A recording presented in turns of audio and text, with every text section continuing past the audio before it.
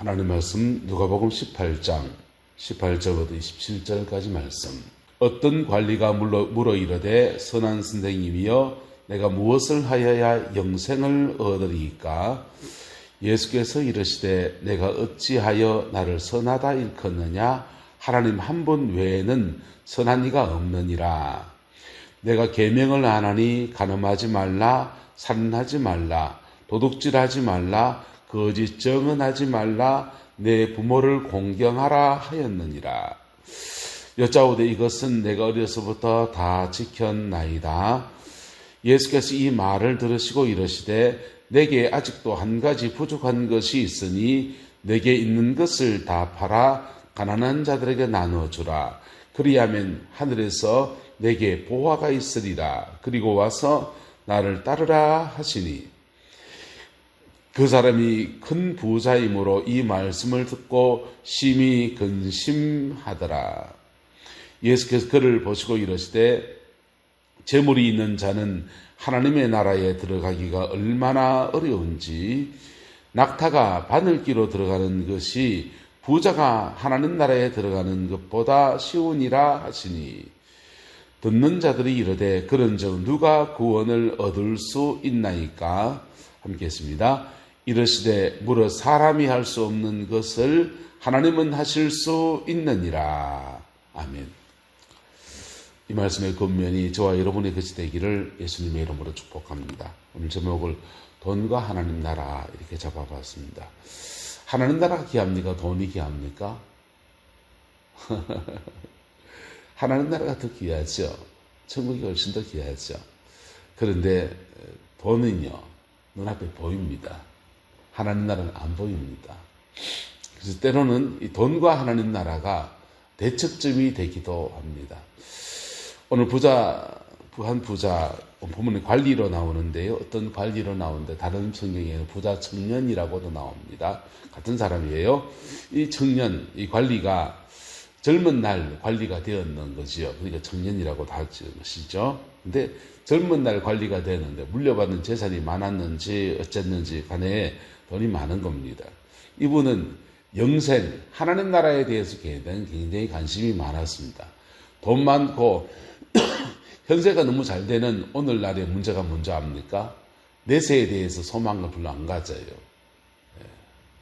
옛날에는 아프면 죽어야 됐고 그냥 하루하루 사는 게 너무 힘들고 그러니까 낮에나 밤에나 눈물 머금고 내 주님 오시는가 학수고대하고 그랬는데 지금은요. 주님 좀 늦게 오시옵소서, 더 늦게 오시옵소서, 아들, 딸 시집 보내고 손주들 재롱 다 보고 넉넉하게 내가 갈라니까 주님 오시는 거 미라주의소. 그게 지금 오늘의 심정이 되었습니다. 옛날에는 목사들이 그 중환자실에 이렇게 가면 목사들은 예외로 이렇게 심박을 받아줬어요. 중환자실에 삶과 죽음의 문제에 걸려있는 분들이시니까. 그래서 시간에 관계없이 목사들은 들여보내줬습니다. 요즘은요, 얄짤 없습니다. 중환자실에 들어가보도 못해요. 그래서, 그리고 돌아가시면요, 의식 잃은 소마 상태에 들어가면, 코마 상태에 들어가면요, 목사가 가서 그 사람 구원 여부를 체크를 못해요. 김 지사님, 지금 돌아가시면 곧 돌아가실 수 있다는 생각이 들 수 있는데, 지금 돌아가시면 전남 갈 수 있겠습니까? 목사님, 내가 걱정이 돼요. 그래요. 왜 걱정이 되십니까? 내가 이러한 죄도 지었고요. 이렇게 하나님의 불충한 것도 있고요. 그러면 그 회개도 시키고요. 그때 충성하지 못한 거 그거 회개시키고 상징으로라도 자녀들 이런 유언해 줄 수 있겠습니까? 권면도 하고요. 마지막 권면을 해서 영혼을 하나님 나라 맞게 단장시켜서 보내줘야 되는데 이게요 그냥 어느 날 갑자기 삐 가다가 뚝 그러져 버리는 거예요. 그러면요 교인들이 그럼 물어요. 우리 아버지 천당 갔을까요? 잘 몰라요. 목사가 뭐 어떻게 합니까?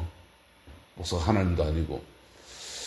근데 평소에 은행 심사 보면 거듭난 사람은 거듭난 징표가 있거든요. 그러면 평소에 은행심사 보고 그 다음에 신앙생활하는 자세들을 보고 거듭났고 성령 체험했고 십자가 앞에 회개한 것도 있고 그리고 주님 앞에 충성한 거 보니까 집사님 전당 가셨지요. 그렇게 확실히 얘기해 주시는데 어떤 사람은 헷갈려요. 글쎄요 싶어요. 네, 절대로 목회자들은 또 글쎄요 하면 안 돼요. 립서비스라도 잘해줘야 됩니다. 당연히 갔죠. 예. 돌아가시고 난 이미 그분은 끝난 문제고 남은 유가족들을 단도리 시켜 신앙 안에 세워야 되니까. 근데 사실은 잘 몰라요. 사실은 잘 몰라요. 여러분, 왜 지금 이런 지경이 됐습니까? 현세가 너무 잘 사는 시대가 됐거든요.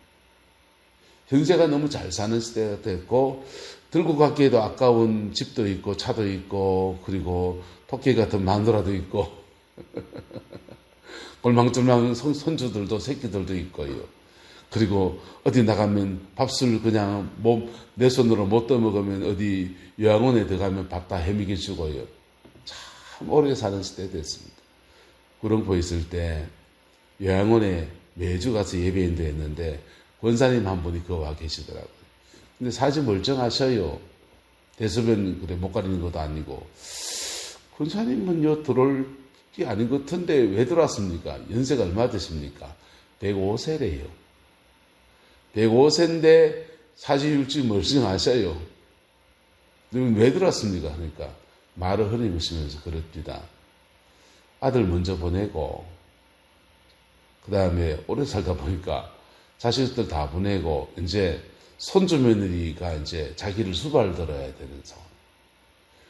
그 마지막 남은 아들 보내고 그리고는 보따리 쌌다는 스스로 보따리 싸고 나 요양원 갈란다 해가 들어오셨대요. 목사님 내가 손주 며느리한테 수발들어서 되겠습니까? 이랬습니다. 그래서 마음이 좀 오래 사는 것도 복이긴 한데 내 손으로 밥그릇 묶고 오래 살아야 되겠다. 그런 생각이 들었습니다. 근데 현세도 중요하지만은 내세는 그보다 몇백 배나 중요합니다. 할렐루야. 왜 중요합니까? 현세는 길어야 100년, 좀 더 길면 재수 없으면 150세까지 사는 시대가 갑니다만은 내세는요, 영원히 삽니다. 현세는요, 죄 때문에 그냥 흑흑거리면서 죄와 싸우면서 믿음 제대로 못 지켜서 염려, 걱정에 죄책감에 그래 살았지만요. 내세는요. 하나님 나라에서 늘 찬양하면서 죄가 떠난 상태에서 마치 에덴 동산에서 그 아담과 영생을 누리듯이 그래 살아갑니다. 더할 나위 없이 행복하게 오래오래 사는 때가 내세의 때입니다. 믿습니까? 믿으면 오늘 현세의 삶을 그 내세에 맞춰서 살아가야 되는 겁니다. 자, 어떤 관리가 물어 말합니다. 내가 무엇을 하여야 영생을 얻으리까? 이렇게 물었어요. 그리고 이분은 예수님께 묻기를 센세이, 선한 선생님이여 이렇게 물었습니다. 선한 선생님이여 물으면요. 예수님께 말하는 호칭이 대단히 중요합니다. 한번 따라합시다. 다윗의 자손 예수여. 우리가 다윗의 자손 예수여라고 복음서에서 고백한 사람들에게는 예수님이 다윗의 자손으로 일을 하셔요. 센세이라고 달라들면요. 가르쳐 주십니다. 주님, 내가 어떻게 해야 영생을 얻겠습니까? 묻잖아요. 그러면 답을 줄게 이럽니다. 주님은 답을 주시는, 인생의 답을 주시는 위대한 스승이기도 합니다. 하지만 그분은 메시아입니다. 내 인생의 메시아는요, 내 인생의 모든 죄의 문제, 인생의 문제를 다 해결할 수 있는 원탑 서비스, 권능자, 전능자, 하나님 아버지와 같은 분이세요. 할렐루야. 그래서 우리에게 이 고백이 대단히 중요한 거예요. 다윗의 자손 예수여. 우리가 예수 그리스도 이렇게 이어서 하니까 고유명사처럼 불러서 말하지만은 이어서 고백하는 것이 대단히 중요합니다. 예수는 그리스도, 예수는 그리스도입니다. 그래서 예수 그리스도 이렇게 말하는 것. 예수 구원자라는 뜻이고요. 그리스도는 기름 부음 받은 자라는 뜻입니다. 메시아란 말입니다. 구원자 메시아, 할렐루야. 그렇게 고백할 때 주님은 구원자로서 역사하시고 메시아로서 왕권을 가지고 역사하십니다. 이제 이 사람은요, 선한 선생님이여, 위대한 스승이여, 내가 무엇을 해 영생을 얻겠습니까? 라고 묻습니다. 주님이 대답하십니다. 네가 무엇을 안 하니? 계명을 안 하니 간음하지 말라, 살인하지 말라, 도둑질하지 말라, 거짓 증언하지 말라, 내 부모를 공경하라 이랬습니다. 이게 지금 막 뒤틀어놨죠. 간음은 7계명, 살인은요 6계명, 부모를 공경하는 건 5계명 엉켜 있는데 이거 다 뭡니까? 10계명입니다. 10계명의 후반부 5부터 10계명까지입니다. 그가 행위에 대해서 물으니까 주님이 행위에 대한 말씀을 하시는 거예요. 5부터 10계명까지. 그 말씀을 하시는데 공경하라 이렇게 말했다는 것이죠. 이분이 대답합니다. 어려서부터 다 지켰습니다. 다 지켰는데요. 이렇게 말합니다. 다 지켰습니까? 이걸 헛똑똑이라 하는 겁니다. 10계명의 계명을 윤리로 알면은 이 사람처럼 다 지킨 사람이 있을지 모르겠습니다. 10계명의 계명은 그게 두 줄기잖아요. 한 따라합시다. 하나님 사랑, 이웃 사랑. 하나님 사랑, 윤리가 아니라 하나님 사랑, 이웃 사랑이라는 것으로 보면요. 이 사랑했나 이겁니다. 사랑하기 때문에 도둑질하지 않고, 사랑하기 때문에 부모를 공경하고, 사랑하기 때문에 간음하지 않고, 하지 말라라는 계명의 최소치는 윤리고요. 그것을 넘었을 때 그때 사랑인 겁니다. 내 이웃을 사랑할 때 때로는 내 물질을 흘러서 남과 나눌 수도 있고요. 내 이웃을 사랑할 때 내 안에 음욕이 일어나도 간음하지 않을 수 있고요. 할렐루야. 그래서 이 계명의 본질적인 목적을 잃어버린 거예요. 주님이 이에게 혹 찍어서 말합니다. 네게 아직도 한 가지 무엇이 있다? 부족한 것이 있으니 내게 있는 것을 다 팔아서 가난한 자들에게 주라. 가난한 자들에게 주라. 다른 말씀이 있습니다. 그리하면부터 같이 읽어서 시작. 그리하면 하늘에서 내게 무엇이 있으리라? 보화가 있으리라. 할렐루야. 여러분 보세요. 물질을 가지고서 구제하고 물질을 가지고 선교에 쓰고 이렇게 물질을 선하게 사용해서 풀어내기 시작하면 그것으로 사랑을 이루면 하나님은 그에게 무엇을 주냐? 하늘에서 보화를 주십니다. 하늘에서 보화를 주십니다. 이 고비 지나갈 때 지껏 틀어야 되나 안 틀어야 된다. 자기가 틀어야 돼. 삭개오가 예수님 만났습니다. 은혜를 입었습니다. 그랬더니 이분이요. 내 재산의 반을 뚝 떼서 가난한 자에게 주겠습니다. 내가 남에게 토색한 것을 4배 갚겠습니다. 했습니다. 그러면요. 자기 가난해집니다. 내 재산에 축이 납니다. 그런데 그렇게 충난 고비를 지나간 사람들은 하늘에서 무엇이 보화가 너에게 있으리라. 할렐루야. 하나님 역사를 주관하시는 분이에요. 실제로 보화를 주십니다. 때로는 이 보화가 물질이 될 때도 있고요. 때로는 이 보화가 그에게 꼭 필요한 다른 것을 주실 때도 있습니다. 어쨌든 하늘의 보화가 그와 함께 합니다. 포항공대를 다니는 한 청년이 하나님께 은혜를 입었습니다. 포항공대, 포항에서 가외하면 제1순위, 한동대 하면 포항공대입니다. 수학이나 이런 쪽은 포항공대가 훨씬 더 셉니다. 그래서 포항공대한테 가외를 받으면 수학은 좀 괜찮습니다. 우리 애가 받아봤습니다. 자, 그런데 포항공대를 다니면서 열심히 공부하면서 짬짬이 가외를 해가지고 돈을 얼마나 벌었냐? 아파트 한 채를 샀습니다. 아파트 한 채를 살 정도로 돈을 벌었어요. 그 돈 다 모아놨는데 이분이 인터컵에 열심히 그냥 찬양하고 기도하고 그러다 보니까 간사가 되고 그리고 인터컵의 파송으로 해외 선교사로 나갔습니다. 인터컵 선교사는 교단 선교사가 아니에요. 우리 교단 제 동기들 선교사들은요. 연말 되면 선교 후원 봉투가 막 좔좔 날아옵니다. 우리 교회는 그렇게 크지도 못해서 자, 도와주도 못하는데 미안하게 이름 말할 수가 없어요. 그런데 이 교단 선교사가 아닌 인터컵 선교사들은 헬프미 도와주세요 하면 리젝트, 거절. 인터컵은 교회 지키기도 했고. 근데 이분이 뭐 선교사 나가는데 신학교 동기가 있는 것도 아니고 그냥 포항공대 같이 졸업한 애들은 다 취직해가 어디 가고 없고 평신도 드리고 교회 헌금하면 헌금의 운영권은 누가 집니까? 담임 목사하고 당회에서 지는데 그런 선교사, CCC 선교사들, 인터컵 선교사들은 후원받기가 대단히 난감합니다. 후원받을 데가 없으니까 아파트 팔아가지고 자기 가해에서 보는 아파트 팔아가지고 그 선교지 갔었습니다. 참 이상하죠. 선교사들이 그 선교하다가 그 다음 또 후원지가 열려서 그 다음부터 계속 선교를 이어가는데 선교하다가 안식년대에서 들어오면 갈 데가 없어요. 본가에 갔다 있다 보면 좀 있다 보면은 어머니가 야, 어디 안 가나 눈치 줍니다. 그럼 처가에 갑니다. 처가에가 좀 있다 보면은 저 사이 저거 언제 안 빠지나 눈치 보입니다. 좀 있다 보면 빙빙빙빙 돌고 있어요. 그래서 그런 분들을 위해서 한국교회 저 좋은 데는 이제 좀 큰데 규모 있고 또 의식이 있는 데는 선교관을 지어놓은 데 있습니다. 선교사님들을 위한 숙소입니다. 숙소를 지어놓고서 거기 최소한의 금액은 받아요.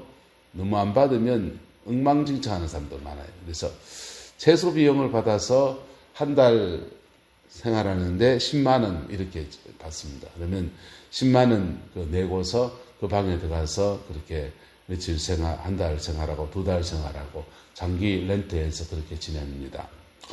귀하죠, 그런 일도. 그런데 그렇게 지내는데 이분은 들어오면 1년 안식년 딱 들어오는 순간 방이 열립니다. 전에 학교 다닐 때 지도 교수님이 미국에 교환교수로 1년 동안 가야 되는데 집이 비있다. 네 와서 좀 살아볼래? 집 비워놓으면 곰팡이 쓰고 그런데 집 관리하면 좀 살아봐라.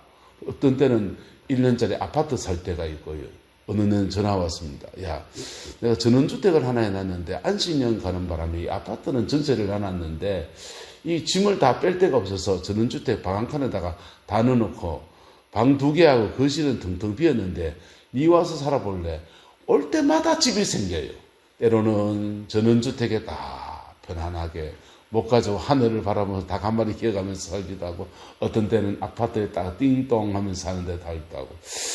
자, 하나님께서 그에게 그가 심은 것에 대해서 갚으심을 주시는 것이죠. 하늘에서 너에게 무엇이 있으리라? 보화가 있으리라 라고 주님이 분명히 약속해 주었습니다. 그 약속을 받았는데도 그리고 와서 나를 마라, 따르라 이랬습니다. 이 사람은 뭘 뛰어넘어야 영생을 얻습니까? 이 사람은 돈 뛰어넘어야 영생을 얻는 사람이에요. 사람마다 뛰어넘어야 될 제목이 달라요. 어떤 사람은 평생 미워하는 그 사람 뛰어넘어야 돼요. 어떤 사람은요, 돈 뛰어넘어야 돼요. 어떤 사람은 자신 안에 정욕 때문에 이거 뛰어넘어야 돼요. 다 뛰어넘어야 돼요. 제목이 달라요. 이 사람은 돈 뛰어넘어야 영생을 얻는 사람입니다. 그랬더니요, 이 사람이 큰 부자이고 이 말씀을 듣고 심히 근심하더라. 그리고 돌아갔다고 다른 성경에 되어 있습니다.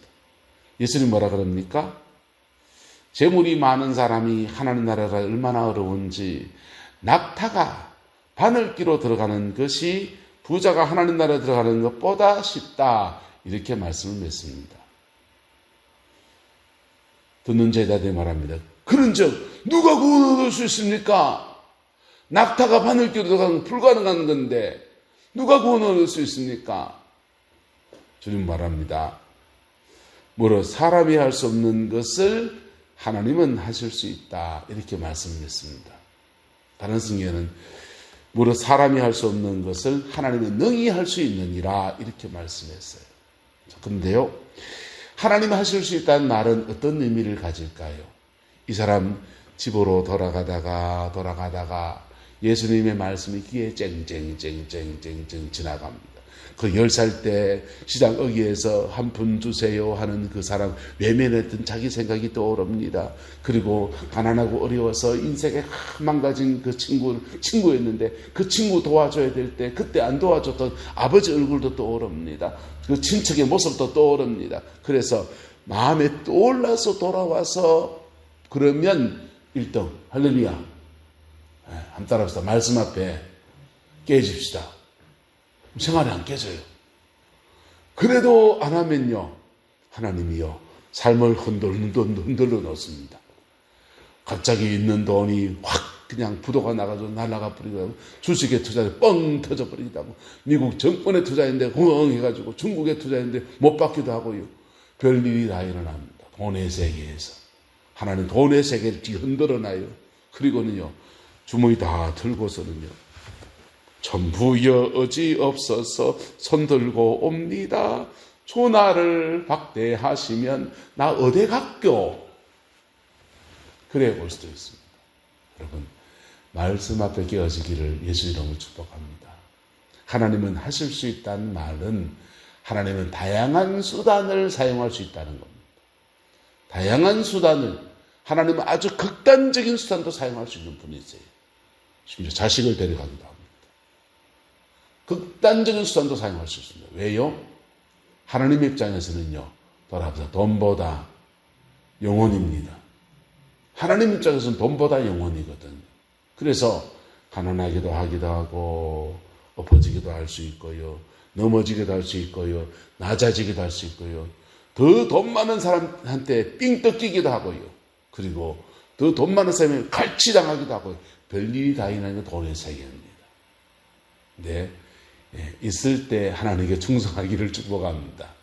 있을 때 충성하면 어떻게 됩니까? 주님 말씀하셨어요. 하늘에서 너희에게 빼앗지 않는 하나님 나라에서, 하늘나라 국간에서 보화가 너에게 있을 것이다 라고 말합니다. 녹이 슬지 않는, 복록이 심할 수 없는, 도둑이 뺏어갈 수 없는 그 하나님 나라에서 보화가 너에게 있을 것이다 라고 말씀합니다. 이 은혜와 축복이 저와 여러분의 가정과 삶에 함께하게 되기를 예수님의 이름으로 축복합니다. 한국교회의 150년 선교 역사 안에 많은 일들 속에 집을 내어드려서 예배당을 삼은 집안도 있고요, 자기 가정의 재산을 다 팔아서 예배당을 짓는데 헌신한 분도 있고요, 인생을 다 들여서 가난하고 고달픈 삶을 살면서 복음을 전하는 목사님들도 계시고요. 그런 분들이요, 한 시대 지나고 두 시대 지나고 그리고 세대가 넘어갔더니 하늘의 보화가 그의 가문 안에 막 쏟아지는데, 보화가 쏟아지는데 넘치겠어. 그 많이 봤잖아요. 그런 얘기도 할 필요 없죠. 여러분, 하나님은 그런 분이세요. 물질은 수단입니다. 돈 나고 사람 났나 하듯이 여러분, 사람 나고 돈 난 겁니다. 그리고 돈을 선하게 사용할 줄 알고, 꼭 교회 헌금하란 말이 아니에요. 내 인생에서 물질을 선하게 사용할 줄 알고, 그리고 덕스럽게 쓸 줄 아는 사람들에게 하나님은 보화를 맡기십니다. 그 축복이 저와 여러분의 가정과 삶의 자리 안에 함께하게 되기를 예수님의 이름으로 축복합니다. 한국은 좀 가난해져야 됩니다. 그래야 복음 앞에 섭니다. 미국도 좀 가난해져야 됩니다. 그래야 복음 앞에 섭니다. 너무 잘 살면서 돈 때문에 하나님 나라를 다 잃어버리고 있는 나라들이 유럽, 미국, 한국 이런 나라들입니다. 근데 유럽 지금 가난해졌죠. 미국 가난해지기 직전입니다. 한국도 좀 가난해질 수 있습니다. 저는 그런 거 하나님 허락하시도록 각오해야 된다 생각합니다. 그리고 그것이 오히려 본질적 하나님 나라의 가치를 회복하는 기회와 은혜가 될 거라 생각합니다. 마태복음에는 기독교 윤리는요, 이 행하지 않은 것에 도둑질하지 말라, 간음하지 말라, 이런 윤리를 말하는 거 맞아요. 마태복음에는 윤리를 더 깊이 말해서 모세는 말하기를 간음하지 말라고 하였거니와 나는 너희에게 이르노니 여자를 보고 음욕을 품는 자마다 마음에 이미 간음하였느냐. 그 개인 윤리를 더 깊은 것으로 말해요. 누가복음은요, 개인 윤리 넘어서는 따라합시다. 네가 사랑했느냐, 간음했느냐, 윤리적인 잣대를 가지고 말하는 것을 이 계명이 말하고 있는 더 깊은 원리, 네 사랑했나 이렇게 묻는 거예요. 그러면 이러나 저러나 우리는 다 뭐다? 죄인입니다. 마태복음에 말한 대로 더 깊은 윤리로 가도 죄인이고요. 예, 그 윤리의 말씀을 주신 하나님의 본뜻 이웃사랑이라는 대전제로 봐도 우리는 죄인입니다. 주님 앞에 겸비하고요. 그리고 삭개오는요, 돈 먼저 풀고 은혜 받았습니까? 은혜 받고 돈 풀었습니까? 삭개오는 은혜 받고 돈 풀었어요. 순서는 몰라요. 은혜 받고 돈 풀 수도 있고요, 은혜 받기 전에 돈 풀었더니 은혜가 올기도 하고요. 그리고 그렇게 물질을 띄우는 사람들에게는 하늘의 보화를 주신대요. 옆 사람 축복합시다. 하늘의 보화를 주십니다. 내가 받았으면 좋겠어요. 기도하겠습니다. 좋으신 아버지 하나님, 주님의 은혜와 사랑을 감사합니다. 날마다 주 예수 그리스도 그 이름으로 승리하는 저희들 되게 인도하여 주시고 하나님의 그 거룩한 뜻을 이루어내는 은혜가 있게 하나님 역사하여 주시옵소서. 여호와께서 온전한 은혜와 사랑으로 함께해 주시길 원합니다. 예수님의 이름으로 축복하며 기도드리옵나이다. 아멘.